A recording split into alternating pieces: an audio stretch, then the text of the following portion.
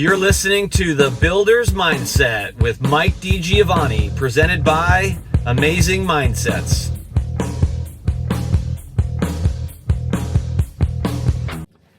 All right, let's get into it. Welcome to another episode of The Builder's Mindset. And in today's episode, I'm going to give you the 50,000 and maybe at times the 50-foot update on the Q1 2025 earnings report. So yes, I know for most of the builders, the Q1 was finished March 31st, but as all of you know, they got to close their books, they got to do all that stuff. And the last couple of reports that when they go public and they publish were just a little over a week ago, just about a week ago, and then it takes us a little time to put them together. And get ready for it, because Toll and Cahav already just recently had their second quarter, because they're off by a couple months this week, and I believe Toll's was this morning or yesterday's. I got my days mixed up right now. I got so much going on, and we'll be then patiently awaiting. In about another month, we should get Lennar and KB. Now, I'm super excited about those because, as I mentioned in a prior episode, I believe the selling season is just delayed.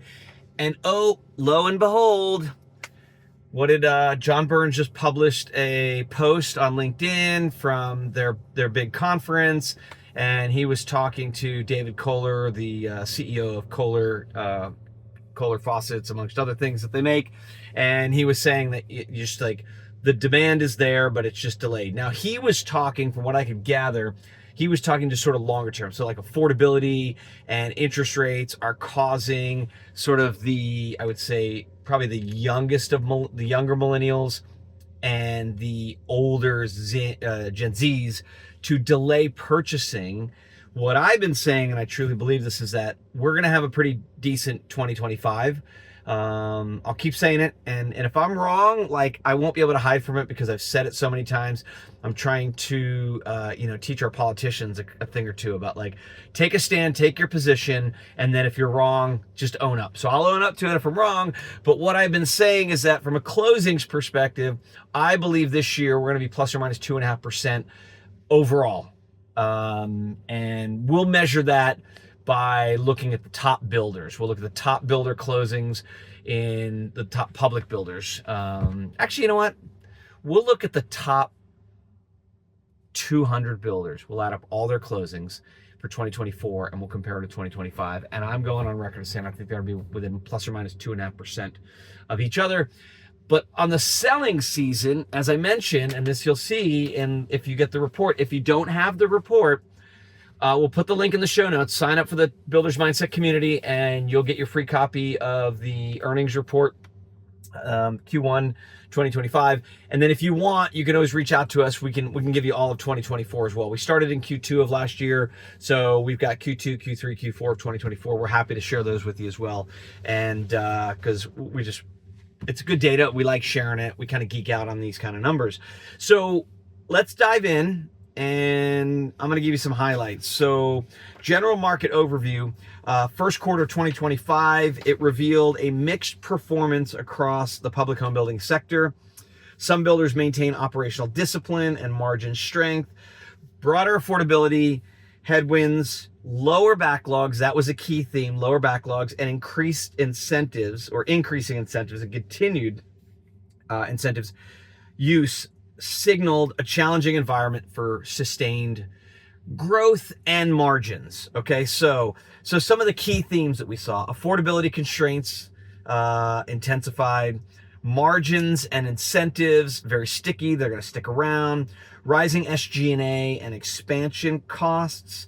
Talk about why that's actually a good thing, in my opinion, when we look forward, and capital allocation and liquidity, also, in my opinion, a good thing as we look forward. In a prior episode, we talked about how we felt that the new home company's acquisition of Land C told us a few things about the industry sector and how it feels about itself. So we're going to dive into that a little bit. So let's talk quickly about, like, the affordability constraints intensify and what we saw in reading the reports. just higher interest rates and economic pressure continue to impact buyers, and that thereby the buyer demand. I've said I believe demand is inherent, but it is impacting what I would say the exercised demand, especially in the entry level and lower luxury. So we're talking entry level, first move up, and probably even to some degree second move up. You know, if you're needing a mortgage, you're strained right now. You're in a tough spot. Order softness, rising cancellation rates, we'll see that on the numbers as well too, and margin compression were recurring themes. We're going to keep most of this to where we're at in the market and what's going on now. I'm going to do another episode either next week or the week after where we're going to analyze Q1 24 to Q1 25 and kind of highlight some of the pressures, where they're feeling pressures. But right now, today, we want to just really focus on where we think the state of the industry is as we get into, from a reporting perspective, through March, which is really where we hope that the selling season should have started. Excuse me. I've gone on record several times as saying, and here, let's teach the politicians a lesson. I have said many times, January is usually slow when it comes to sales. Don't expect a whole lot. Last year, I think it was like 23 or 24, we had a surprisingly good January. So that was kind of an oddball. February, particularly, we've talked about this, the spring selling season, usually if it hasn't started to show signs by late January, early February, that the Super Bowl weekend kind of becomes that time where we expect to see things move in the right direction. And I've gone on record many of times as saying, listen, if January and February aren't great, don't sweat it. If February isn't great, okay, then we start to worry. Well, now I'm going on record as saying, if March isn't great, let's start to worry. Means we're not in for a good year. Well, March wasn't anything to write home about per se, but it did show signs of strength. You wouldn't know that if you read the headlines because, I don't know, for some reason, we love negative stuff, just like our politicians love negative stuff and slinging mud. So we like the negative stuff, so that's what the media feeds us. But if you look at what we consistently saw in a theme, a lot of builders in their reporting mentioned that, yes, while they missed sales were unseasonably slow in January and February, but surprisingly, they were seeing the comeback in March, okay? With some strategic maneuvers from a sales perspective to make that happen. So when that happens, you know, they've like we said, that's why the incentives are sticky. They're sticking around, and that is like margins and incentives is the next theme that we're hearing. Most builders preserved decent gross margins. When you'll see the numbers, everybody's down to some degree year over year, but I wouldn't call it horrible. I'm the optimist, right? That's my mindset. But despite increasing reliance on incentives, they were able to buy down rates. They were able to maintain decent gross margins, and some of them decent net margins. This reflects the strong cost discipline. They've all been working to get their costs down in a variety of ways. They're twisting their trades for everything they can, twisting their suppliers, particularly among the builders that have like active adult and the luxury focus. They've really been able to really execute well from a margin perspective, but the entry level guys as well too. They're the ones who are operating well are doing. They're not to say their margins are down, but they're still solid. Rising SG&A, we've talked about that. That's sales, general, and administrative expenses. Obviously, it's costing them more to sell homes right now. And then they did have some softening, and so their SG&A numbers are kind of going up, which kind of dings their net margins a bit. And expansion costs. Many builders experience these increases in the SG&A driven aspects of their business by either like increased cost of sales, whether because when your cancellation rates go up, typically your SG&A is going to go up to some degree, but also because of expanded operational footprints and the fixed cost to absorb, during the slower selling spring selling season. So we're seeing a fair number of builders that are increasing their footprint either by acquisition, mergers, and or just expanding into newer markets. Meritage bought, I think it's Elliott Homes down the Gulf Coast. Taylor Morrison bought, I forget the name. I think it's Payne, but out of the Indianapolis area. Lennar not only like did a huge acquisition with Ross Coleman, they invested a ton of money in their software setup and system for their ROC, the Regional Operations Center, and so that kind of took a hit on them. But just typical Lennar though, they have a plan, they have a strategy, they're going to execute on that. So a fair number of mergers and acquisitions in the 2024 environment, which is kind of bleeding into, like, takes time to recoup that, and that does have a hit on the SG&A. And then capital allocation and liquidity, share repurchases and dividends were like common, all the talk, all the rage. They were all doing it consistently. It was supported by strong cash generation, and they have a strategic land pipeline focus, positioning the builders for long-term growth. So they're gearing up. All of these things I want you to hear, just like what we talked about and why we think that the new home acquisition of Landsea talks about the fundamentals of the home building industry being solid, being strong. There's intrinsic good belief in that I think the stock buybacks as well as the land pipeline says the same thing. Why is that? Stock buybacks say that they believe that because typically when companies buy stock back, they're saying they think it's undervalued. So they're going to go out and buy it to return value to shareholders, because by purchasing those stocks, everybody wins in a sense if their belief is correct. If the stocks are undervalued, they're not going to buy their stock if they think it's overvalued. But if they're buying stock, it means they believe it's undervalued. So they're getting a good deal. Those stock prices are going to raise. They're going to have more value, as a company of institutional ownership, or like, in corporate ownership. And then they're also, that'll raise the prices because it shows their confidence in the company, in the stock. And so stock prices generally tend to rise from that. So all of this is good stuff.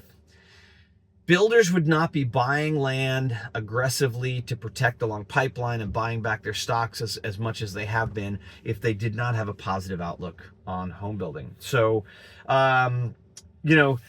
notable company highlights we're dropping real quick, and then we'll go over some of the specific numbers. But you got to get the earnings report. You got to get the summary that we put together so you can really see the details. But Lennar, D.R. Horton, and Pulte delivered really strong on orders, starts, and closings.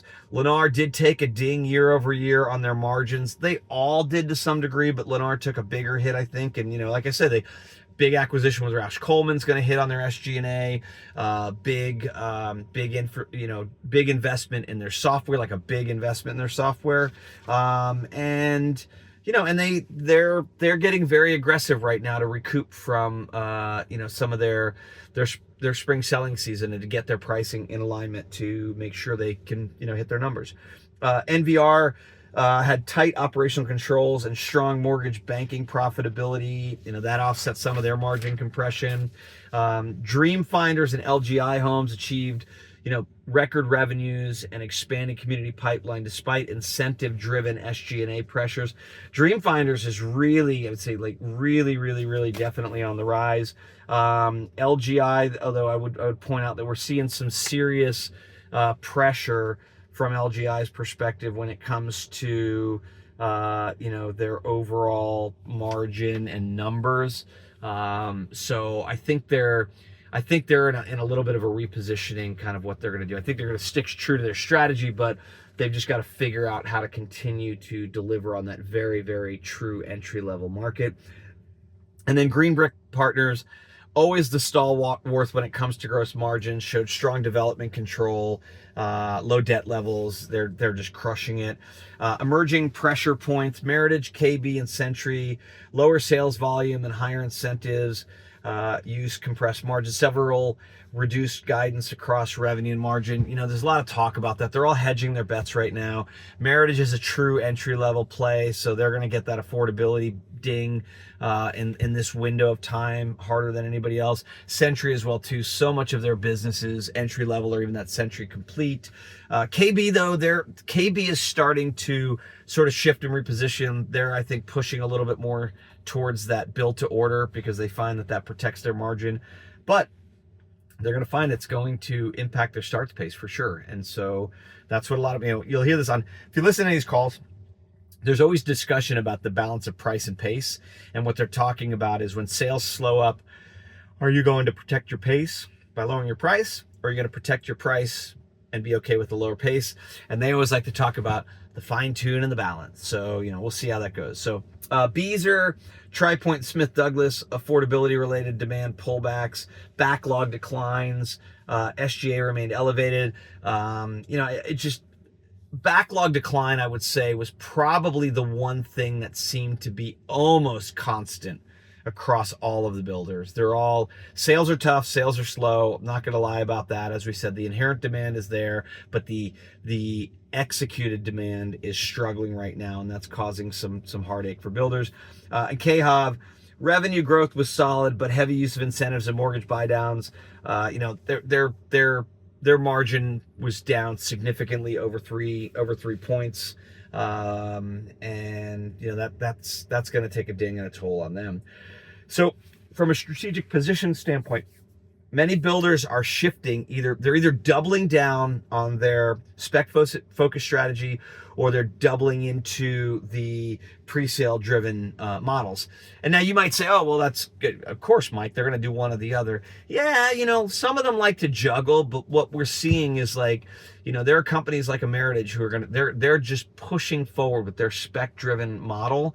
And KB, we're seeing a committed decision from a corporate down to focus more on build to order because the margins are better there.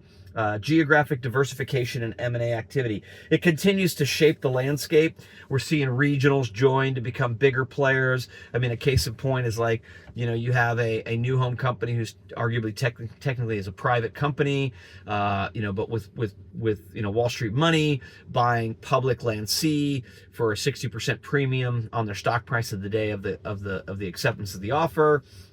And now they're a top 25 builder as a combined as they are. So seeing a fair amount of that. And then you're seeing the big guys like Lennar picking up Roush Coleman, really increases their footprint in that area, that southeast kind of Texas, I think Arkansas area. So, big guys are getting bigger. And I think they said now that the top builders now are over 60% of the new home closings a year. So they just continue to get larger. And then operational agility supported by improved build times and streamlined sales systems is proving to be a critical differentiator in a slower demand environment. They've got to be sales savvy. They've got to have streamlined sales systems, because one of the things that popped up was, I think it was Lennar who said that, when they saw the sales were slowing, it was a little too late. And by the time they reacted and got that down into the division and actually down to the community level, it was a little too late for Q1. So they're going to have to play catch up on that. And so builders are going to have to be really nimble when it comes to sales. They're going to have to know where they're willing to go on total incentive packages from a buy down perspective and an accredited options program and adjustment of base house. They're going to have that very dialed in. I recommend they've got it planned out to the community level where they can dial it up, and literally a salesperson on a Saturday afternoon can put in a request for an offer and within 10 minutes get an accept or a decline, because it's gonna need to be that nimble. And let's be honest, in today's day and age with technology the way it is, there's no way that they should not be able to. You shouldn't have to tell your division level that we'll go up to $30,000 or 8% of base house cost for mortgage rate buy down, and that'll get you to this. They don't have to then also say, you can lower the base house up to $15,000, and you can give option price or option credit incentives up to 25. Here's the total that you can get, and moving all those. I mean, literally what I see right now is somebody just making an app for these builders, a lot like, in the running world, when I go run an ultra marathon, I use Garmin, and Garmin has this thing on their app where I can put in the map that I'm going to run, and it takes into account the distance and the elevation, and I can tell it what I want to get to in terms of my total time for that race. And then I can tell it how fast I want to run the front of the race versus the back, how hard I want to run the hills versus how easy, and it slides thing around. The builders ought to be, somebody should be able to put that together where literally your sales team has those levers for mortgage rate, base price adjust, and credit on upgrades and options, and they should be able to slide them around and keep them in a box and put a submit, and then bingo, guess what comes out? A yes or a no. And so they need to do that because that's what they're going to have to do to be creative, because that demand is being executed very strategic by these buyers. And if they come shop your neighborhood and you're not giving them what they think is right, and they go across the street and your competitor does, you're going to lose a sale. All right. And if none of the builders can react quick enough, we might all lose a sale. So anyway, that's my thought. I think I just come up with $1 million app idea. We'll see if I can get that, see if I get Salesforce to start working on that. So, all right, so let's jump in. We're going a little long here today. So we want to talk about the highlights. So here are some of the big highlights. Let's talk about in Q1. Obviously, net closings, the big winner is D.R. Horton as always, 19,276 with Lennar, a close 17,834 right behind them. The interesting thing though is I felt like the revenue was a lot closer in terms of the total revenue for Horton was 7.73 bill. Where Lennar was 7.28, really close. Lennar's obviously got a little bit higher selling price point, and so that kind of bridged that gap a little bit there. So those are your two big guys. And when you get the summary that we share, we highlight in blue the top performer in that category, in yellow the bottom. But we don't typically do that on net closings and revenue because those are just kind of matter of fact, right? I mean, Horton is going to be number one in both of those two, typically speaking. And if you're a tri-point, I'm not going to put you as the lower. Like right now, United Homes is the smallest public home builder. They had 252 closings.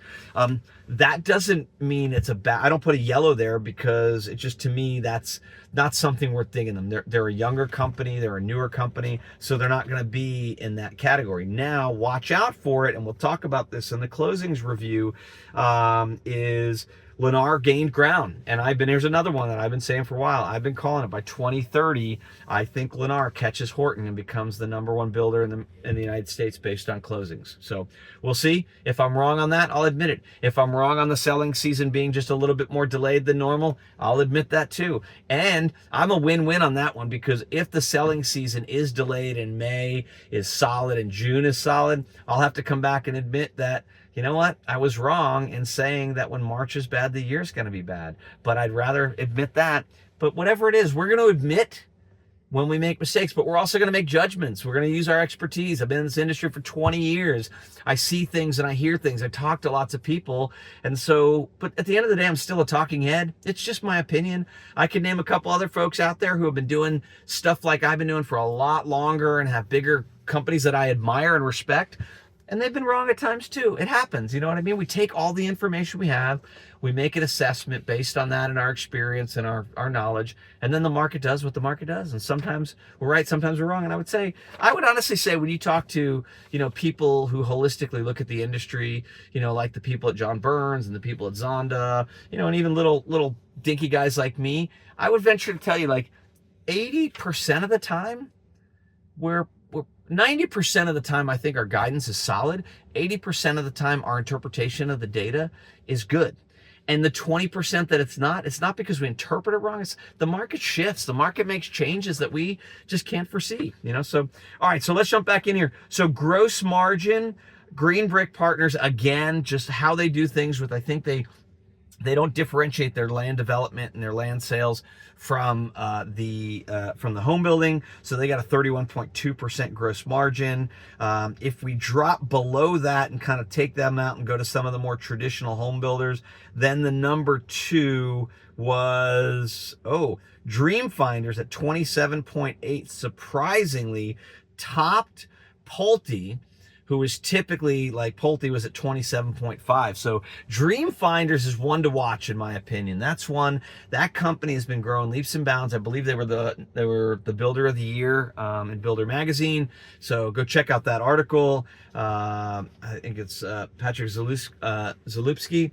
They just run a great team over there. And, you know, now I think they've made some adjustments. They're growing. They made some acquisitions. And Liesl Cooper's over there now. So I expect them to just take off. That is a company to watch. And a really interesting model because they like that more build-to-order, tailored, personalized home, and they're doing it very well. A lot of admiration for that company. And like I said, with them bringing Liesl Cooper on board, they're just going to hit it out of the park for me. They're just nowhere but up for them there. So back on the gross margin, on the lower end of gross margin, who did we have? We had, let me find it. So yeah, KHOV and was this one? KHOV and Beazer tied at 18.3. That was our lowest gross margin reporting for the Q1 of 2025. KHOV is weird. I'm not going to beat that dead horse, and they're weird because of their reporting cycle. Their Q1 ended January 1st, so they're a little bit weird. I believe that their Q2 is more like everybody else's Q1, but I got to pick it somewhere, and I got to cut it, and those 4 builders who are off on their own months makes it a pain. But all right, net income, same thing. Another one that I typically, it can be hard. You're typically, Horton's always often going to be, because this is an absolute dollar value that we show it. It's a dollar number. So, you know, net income, Horton 1.1 billion. And then on the low end, you know, Landsea's got some things that, like, I think they've got some, you know, some deals and some things in the past that are still weighing down because they're at a negative, you know, that's a negative, 1 point, trying to do math, negative 10 million. And, you know, but then Beazer, 14 million, United Homes, 17 million. So that net income, which is pre-tax, that's how we report the net income, pre-tax in dollars. You know, the SG&A is taking a ding on that. Like, you know, so a lot of these builders are kind of struggling. And so then we'll look at the net income after tax, because in my opinion, this is the real where the rubber meets the road. This is what you're going to have left over available to shareholders and or, you know, to investments in growth.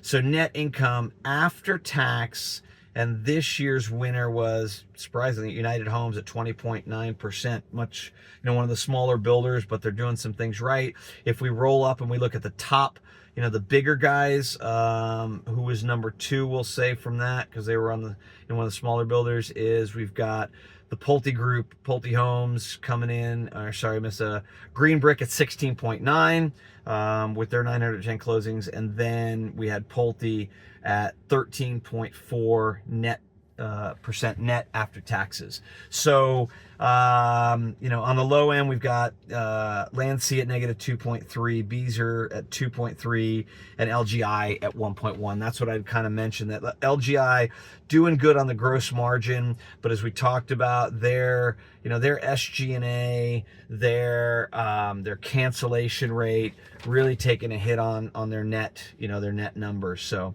SG&A. So remember here in SG&A, we want the lowest SG&A possible. So for the low SG&A, who did we have? NVR coming in at the low with 7%. Kudos to them. We tell you the salt line tends to be 10%. I'm going to say, though, for 2025, if you're below 12, you're good. Your SG&A is going to be up because of the expansion, because of the things that you're doing to sell homes, the increased incentives. So, but kudos to NVR at 7%. And then on the high end, as we talked about, look at that, LGI at 20.9%. That's what's really taking the ding. So yes, they had good revenue, okay? They had good revenue at, you know, basically I think it's 350 million, and good gross margins at 23.6. But when everything's all said and done, because of their SGA and their incentives, they're coming down. They're at 20.9 on the SGA, and they net 1.1%. That's not where you want to be. You know, I would say in 2025, you know me, I like to say I want you to be above 10, ideally above 12. But so adjusted for 2025, here's what we're going to say. You want to be above 8% net in 2025. You want to be above 18% gross in 2025, and you want to keep your SG&A below 12. We're going to adjust it a little bit because we know 2025 is going to be a little softer, but we'll go from there. Average sales price. Once again, I'll tell you the highest and lowest, and you can see the whole ranking here. I don't look at this as a good or a bad unless I know where you're focused, meaning Toll historically always has the highest average sales price of the publics, and this is 925,000. It's their demographic, it's who they go after, it's their strategy, it's their business model. When I strip them out and I look at the builders who try to do more of A-class neighborhoods, B-plus neighborhoods, move up, they're not playing in the entry level, and we look at companies like TriPoint at 693, Taylor Morrison at 600, those, I would say that means a lot. Not that Toll doesn't, but it's like they're in a class all their own when you look at the average selling price. Then when you look at the other end of the spectrum, what I look at is who's delivering the lowest price home, and are they doing it without crushing their margins? And so when we look at that, right now we've got Smith Douglas coming in at 335,000. A lot of this also has to do with your geography makeup, but Smith Douglas at 335,000 with a gross margin of 23.8 and a net income after tax at 8.3. I'd call that solid. They do have a heavy SG&A at 14.7. That's some things they could work on. They dial that SG&A in pretty good. They get back to that net up above 10, and they're smoking it. They're one of these smaller builders. They closed 671 homes in the first quarter. But, if you go to kind of the stalwarts, let's look at that. What we've got is, you got, I would say, LGI Homes at 353. We talked about they're taking a real tough on their net margins. D.R. Horton, there's a good one, 373. D.R. Horton is known for kind of being more that entry level, 373,000. They got 19,000 plus closings, gross margin of 21.8%, and a net income after tax of 10.5%. I put Meritage Homes in that group as well too at 393. Their SG&A up at 11.3, not horrible. Net income 9.2, really pretty solid as well, considering all things, and a 22% gross margin. And Century Communities at 387, also doing well, but their net margin is kind of taking a ding too at 4.5%. So, when I look at like who's getting that low price point in the volume world of things, but still maintaining good solid margins, you got Horton and Meritage really, in my opinion, kind of leading the way. Net sales, same thing. The big guys are going to do bigger than everybody. Horton at 22,000 and change, Lennar at 18 and change. Trying to see if there were any real surprises there that I noticed. I would say Century Communities had a solid, kind of sales. Taylor Morrison, that's another one I would say solid. 3,300 sales, pretty solid. The surprise probably was, though, then I would say is KB with only 2,700. KB is larger on the closings than Taylor. Taylor's got a commitment, right? I think they're, 20,000 by 2030 or something like that is their plan. And they're maintaining solid margins at gross at 24, net income after tax of 11.7, and an SGA of 9.7 with really solid sales. Now we'll roll into absorption and we'll talk about it. And there's another good one. They're hitting at 3.3%. We've talked about the salt line being 3 in normal markets. I would say if you're above 3 in 2025, solid, considering the difficulty with getting buyers to execute on their demand. So, follow that as well, and and see who's over 3. But if we go to that, we look at who's top of the top. Not every, this is where it gets weird. Not every builder actually speaks specifically to their sales per community per month, or like what we call absorption in the industry. You got a lot where, and I scour and go back through the transcripts. I search the transcripts, and I just struggle to ever get absorption from Horton. Doesn't like to report them. Neither does Pulte or NVR. It's interesting too. They'll allude to it because they always get asked a price versus pace, as we talked about earlier.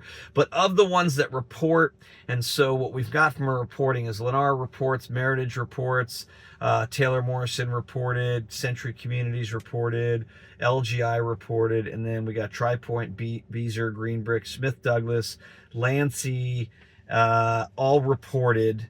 And top of the top was Meritage Homes at 4.46 sales per community per month. That is amazing in today's market. If you're above 3, we said you're good. And Lennar was also at 4.1, so they're doing really solid. And I'm going to commend Taylor. I think Taylor crushing up at 3.3 a month at their price point of 600K. You know, they're doing solid. I mean, they've really, I think you know, Cheryl Palmer and Kurt Van Hefty and group over there, Eric Huser, you know, just really I think their land position and their discipline is really paying off. You know, I think they found a good balance of growth with good price point lands. You know, they're not a C market player, and so that can pose challenges, and they're doing great with it. So on the lower end there of those that reported, I would say, like, we got LGI at 2.2 and Beazer at 2.3. All right, so let's go to the can rate. So we talked about the cancellation rate too, right? So your cancellation rate, the higher it is going to have an impact on your SG&A. So what you would expect is those with hires. So cancellation, when it lowers, better. Here we go. Typically, Toll Brothers, 2.4, historically low, right? Highly amenitized, highly personalized homes, and so they're in a situation where buyers have to walk away from deposits, so they're not gonna commit unless they're really ready. The interesting thing about them is they still have an SGA of 13.1%, which, so they're not getting a whole lot of lift from that. But so they're the ones on the lower end. If I take them out of the mix because they're a little unique, the next lowest on the can rate is 6.1%, and that is Green Brick. Green Brick at 6.1%. We want to look at the high end. Who's the top? As we mentioned earlier, I think we said if you look at LGI's got a cancellation rate of 16.3%. They were not the highest. The highest was Beazer. Did I get that right? 1, 2, 3, 4, 5. Yeah, Beazer at 16.9%. But even up in that same neck of the woods, you had D.R. Horton at 16%. You had NVR at 16%. You had KB at 16%.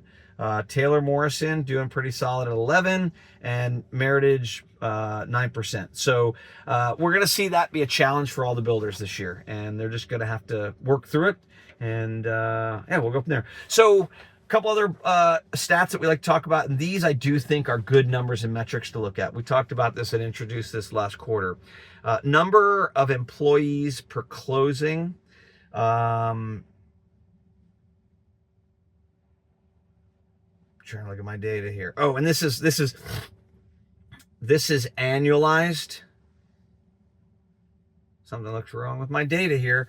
Number of closings per employee annualized. Okay, so to me, to be operationally efficient, you're higher. A lot of people would think, oh, you're just working people really hard. I go, if you run your business right, you can do more with less. If you run your business right. So top, one of the ones who always seems to perform very, very well, Meritage Homes with 7.2 closings per employee. On the low end of the scale, we've got Toll 1.63. Now look, I'm not going to call Toll inefficient, but when you build what I would argue is kind of a very personalized, bordering on semi-custom home, you're going to need more employees, so that's kind of what drives that. If we look at some of the other folks in the industry, you've got Taylor Morrison at